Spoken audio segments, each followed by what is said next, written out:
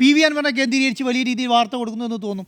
Reporter T വിയെ സംബന്ധിച്ചിടത്തോളം എന്താ, നമ്മളെ സംബന്ധിച്ചിടത്തോളം വാർത്ത നൽകുക എന്നുള്ളതാണ് ജനങ്ങളെ സംബന്ധിച്ചിടത്തോളം, അല്ലെങ്കിൽ അറിയേണ്ടത് അതാണ്. അപ്പോൾ ആ രീതിയിലാണ് വാർത്തകൾ വരിക എന്നുള്ളതാണ്. അപ്പം ഞാൻ വിചാരിക്കുന്നത് അവിടുത്തെ റിയാലിറ്റി എന്ന് പറയുന്നത് ജനങ്ങളെ സംബന്ധിച്ചിടത്തോളം അവിടുത്തെ വന്യമൃഗ ഇതുവരെ ഒരു രാഷ്ട്രീയ പാർട്ടിയും വലിയ രീതിയിൽ അത് ഉയർത്തിക്കാട്ടുന്നില്ല എന്നുള്ളതാണ് ഞാൻ വിചാരിക്കുന്നത്. വലിയ രീതിയിൽ അങ്ങനെ ഉയർത്തിക്കാട്ടാൻ ആർക്കും കഴിഞ്ഞിട്ടില്ല.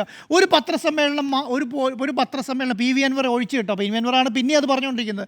പി വി അൻവറെ ഒഴിച്ചിട്ട് വേറെ ഒരു രാഷ്ട്രീയ പാർട്ടിയും ഇതിനു വേണ്ടി മാത്രം ഒരു പത്രസമ്മേളനം വിളിച്ചാൽ ഞാൻ കണ്ടിട്ടില്ല.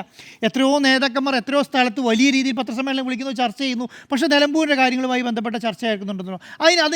അത് നടക്കാത്തതിന് കാരണം ഞാൻ പറയാം. അതിന് കാരണം എന്ന് പറയുന്നത് പിണറായിസത്തിനെതിരെയും പിണറായി വിജയനെതിരെയും സർക്കാരിനെതിരെയും 2026 പിണറായി വിജയൻ്റെ ഒരു ഗ്രാഫ് എവിടെ എത്തി നിൽക്കുന്നു എന്ന് കാണിക്കുന്നതിൻ്റെ ഒരു ഇലക്ഷനായിട്ട് പ്രതിപക്ഷം ഇതിനെടുത്തിട്ടുണ്ട്. ആ പ്രതിപക്ഷം എടുക്കുന്നത് കൊണ്ട് എന്ത് ചെയ്തു, നിലമ്പൂരിലെ വിഷയങ്ങളല്ല അവർ കൂടുതൽ ചർച്ച ചെയ്യുന്നത്. അവരെന്താ ചെയ്യുന്നത്, അവർ പിണറായി വിജയനെതിരെ. അതുകൊണ്ടാണ് ഈ ഹൈവേ ചർച്ചയായിട്ട് വരുന്നത്.